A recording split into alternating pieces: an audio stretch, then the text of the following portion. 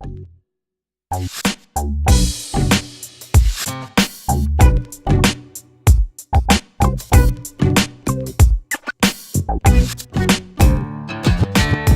loves, welcome to another episode of Art, Sweet Tea, and Me. Yes, I'm TR Smith and I'm a mixed media artist and instructor. And I started this vlog to just share a bit of art with you, art as an artist, as an instructor, as a business owner, just sharing information and experiences as I go about creating my life of art, my life of business, my life of love. So, this week I have something fun I want to discuss. I want to talk about loss of mojo. When we find ourselves in that lull where we just can't seem to create. But before we dive into that, I just want to show you this, okay? It's a simple, silly little thing, but it just made me so happy just these few minutes before I started the vlog. I am in my art room, and on the table was a paper towel that I had been dipping a paintbrush on. I had been painting and I'd been dipping the paintbrush on, and this may have been a few days ago or some such thing. Anyway, I have it here and I want to show it to you because I found it on the table like this. Okay, you can see that it is folded. And I just thought, oh, look at the pretty colors. You know how we are. We get distracted. Pretty colors. So I picked it up and I don't know why, but I just opened it up. And this is what I found. Oh my God. How pretty and cool is that? And I'm like, this is just a little bit of a happy surprise, just waiting for me. And I'm going to keep it and I can add it into my art journal or onto a canvas. I can use it to collage if I want, or just add something pretty. But isn't that awesome? The way the colors must have simply bled through. You can tell, the spots are in the same places on all 4 quarters. So you have to think that it just bled through, which is exactly what it looks like. Look at that with the cool white in the middle. Eee, pretty. All right. Just had to share that because it just made me so happy. Yes. All right. So anyway, I want to talk about loss of mojo because in the last couple of weeks, I've kind of felt that way. I hadn't been creating as much as I have in the past. I haven't been in my studio making art. Typically, I try to do something every day, and I hadn't been doing that. And when that happens to me, sometimes it feels very heavy. And I'm just like, well, what's going on? Why don't I want to create? Just this doesn't feel good. I need to be in my art studio. And I don't always push it because I do believe that we are supposed to honor our feelings and our emotions and things that we are going through. We're supposed to honor it and we allow them to be and to pass and they go away. We ebb and flow. Life ebb and flows. So it's okay. However, sometimes when it lasts too long, then I question it. And I started to just question more of where does this come from? As much as I like to do art, where does it come from when I get into my lulls? When I lose my motivation? When I lose my mojo? Where does that come from? So I started to question that and think about that a little bit more. And I realized a lot of times it's just my own mindset. When I think about how it feels stressful inside, like there's this, I want to create, but I can't. So it feels like I'm having an internal struggle but I think I created. And I'm saying that because what I realized this week is every night before I go to bed, I always think about the things that I need to do. And I realized for about the past 2 weeks, I have lots of different projects going on. So my to-do list, my goals for the next day have been to make sure that my new a school was set up, to make sure I transferred the classes over, to make sure I transferred students over, to make sure I prepared for my friend. I had guests coming, that I had things to do for them. I've been helping my mother find airfare. So in my mind, all of these things were the things I needed to do the next day. But in my mind, creating art was not there.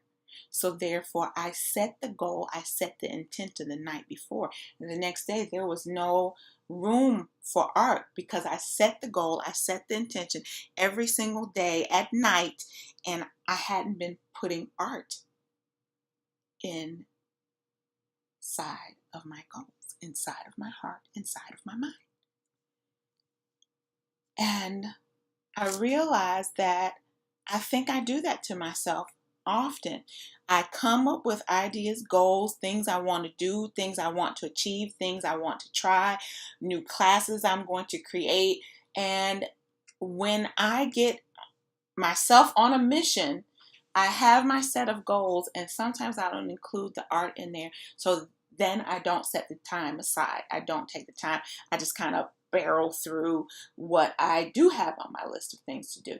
So that's one thing. So my mindset, and not actually making it a priority, making it an intention, making it a part of my day, looking forward to it, planning for it, putting it in, making it a priority. So therefore, it's gone because I let it go. The other thing I want to talk about is loss of mojo when you are pushing yourself to do things that you don't want to do. And when you do that, it takes some of the joy away. So you back up from that thing, you back away, and you stop doing it. But sometimes we're not always aware that we're pushing and doing what we don't really want to do. For example, many of you have probably heard me say that I don't love making faces. Well, recently I heard someone say she stopped taking classes because she felt like she was just pushing to do the classes and not doing her own art and practicing her own art. And that resonated with me.